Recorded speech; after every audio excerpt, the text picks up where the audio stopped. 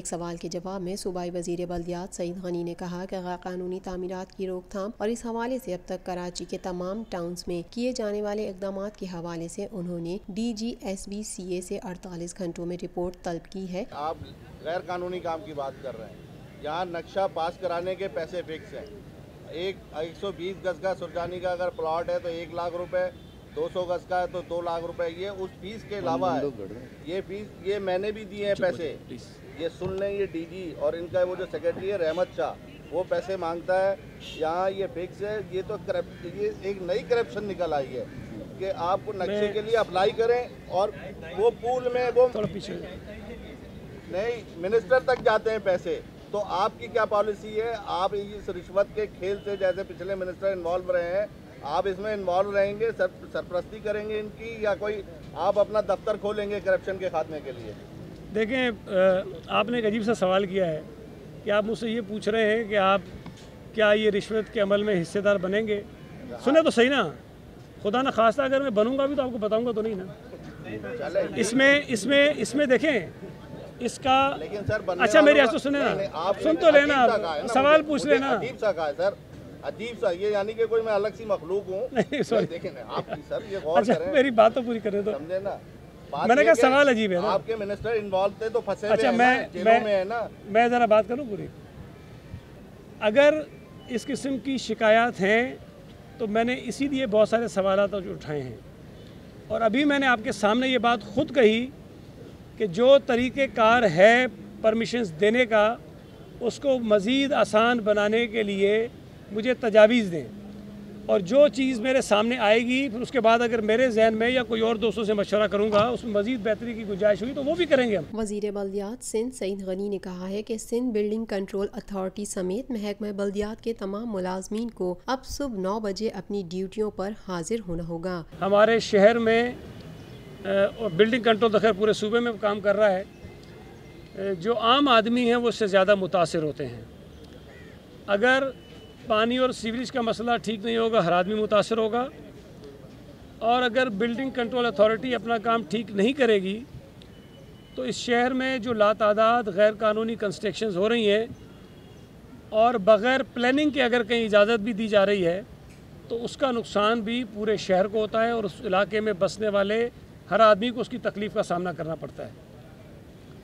मैंने आज भी तमाम अफसरान जो मौजूद थे उनको वाज़े ये पैगाम दिया है कि जो मुलाजमीन हैं उनको टाइम पे आना पड़ेगा और उनको काम करना पड़ेगा। कई लोग ऐसे हैं जो तनख्वाहें लेते हैं और काम नहीं करते हैं। मैंने कल भी कहा था और आज यहाँ दोबारा दोहरा रहा हूँ कि ऐसे लोगों को बर्दाश्त नहीं किया जाएगा। SBCA में अब कोई गैर कानूनी तामीरात की शिकायत मिली तो मज़कूरा अफसर के खिलाफ कार्रवाई की जाएगी। सूबा सिंध और बिलखुसूस शहर कराची में गैर कानूनी तामीरात को किसी सूरत बर्दाश्त नहीं किया जाएगा। कराची शहर में 8 मुख्तलिफ टाउन्स की सतह पर बिल्डिंग कंट्रोल अथॉरिटी के ऑफिस काम कर रहे हैं।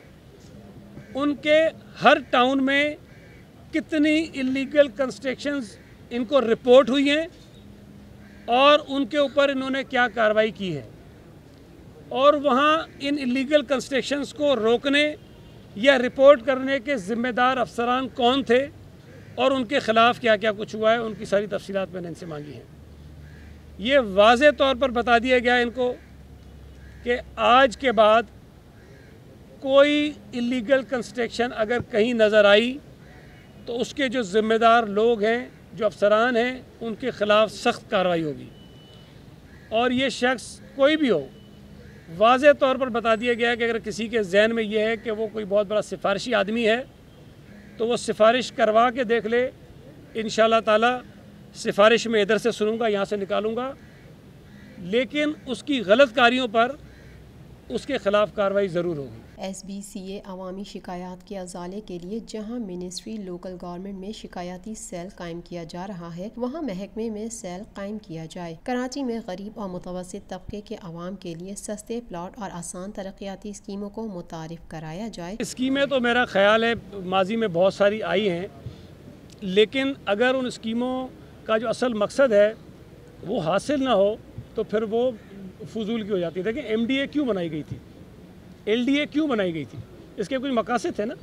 लेकिन मैं समझता हूँ कि जिस मकसद के लिए वो बनी थी उतनी खिदमत लोगों की नहीं हो सकी है। कराची में ख़ास तौर पे सूबा सिंध के दीगर इलाकों में भी है, लेकिन चूँकि वहाँ ज़मीन का इशू इतना नहीं है, कराची में चूँकि ज़मीन का इशू है, तो हमें यहाँ जो गरीब लोग रहते हैं या जो लोअर मिडिल क्लास के लोग हैं उनके लिए इस तरह के सस्ते प्लॉट्स निकालने चाहिए, सस्ते घर बनाने की स्कीम्स लेकर आनी चाहिए और इंशाल्लाह ताला हम उनको लेकर आएंगे और आगे बढ़ाएंगे। इन ख्यालात का इजहार उन्होंने मंगल के रोज़ सिंध बिल्डिंग कंट्रोल अथॉरिटी के मरकजी दफ्तर में दौरे और वहाँ मुनक़िदा इजलास की सदारत और बाद अज़ां मीडिया ब्रीफिंग के दौरान किया। इस मौके पर DGSBCA इफ्तिखार कायम खानी, सीनियर डायरेक्टर इसकार दरानी, हाफिज जवाद, मोहम्मद अहमद मदनी, मुश्ताक रहीम सुमरो, रहमत शाह, शाही जमीलुद्दीन खान, जफर एहसन, सरफराज अहमद, मोहतरमा अस्मा, रौनक सुल्ताना, अमजद अली, सैयद गजनफर हुसैन, फरहान कैसर समेत दीगर आला अफसरान भी मौजूद थे। कबल अजी 2 घंटे से ज़ायद जारी इजलास के दौरान DG इफ्तिखार कायम खानी और दीगर सीनियर अफसरान ने सूबाई वज़ीर बल्दियात को इदारे के हवाले से मुकम्मल ब्रीफिंग दी और उन्हें मौजूदा सूरत हाल समेत दीगर उमूर से आगाह किया। इस मौके पर सूबाई वज़ीर बल्दियात ने DGSCBA और दीगर आला अफसरान को हिदायत दी कि वो आज इस बात को वाज़ेह कर देना चाहते हैं कि अब इस शहर में किसी किस्म की कोई गैर कानूनी तामीरात को वो बर्दाश्त नहीं करेंगे। उन्होंने कहा कि माजी में जो कुछ होता रहा उस पर वो तमाम हक़ाइक़ भी जानना चाहेंगे। मेरा ख्याल है कि अगर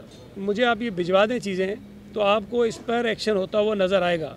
मैंने ये बात अभी मानी कि यहाँ गैर कानूनी तामीरात हुई हैं, मैंने इनकार नहीं किया इससे, और मैंने ये आज वाज़ेह तौर पर कह दिया है कि आज के बाद अगर मुझे कहीं कोई गैर कानूनी तामीरात की शिकायत आई जिस तरह आपने कहा है, तो वहाँ जो ज़िम्मेदार होगा, हर इलाके में किसी न किसी शख्स की ये जिम्मेदारी है कि वो गैर कानूनी तामीरात की निशानदेही करे और उसको रुकवाए।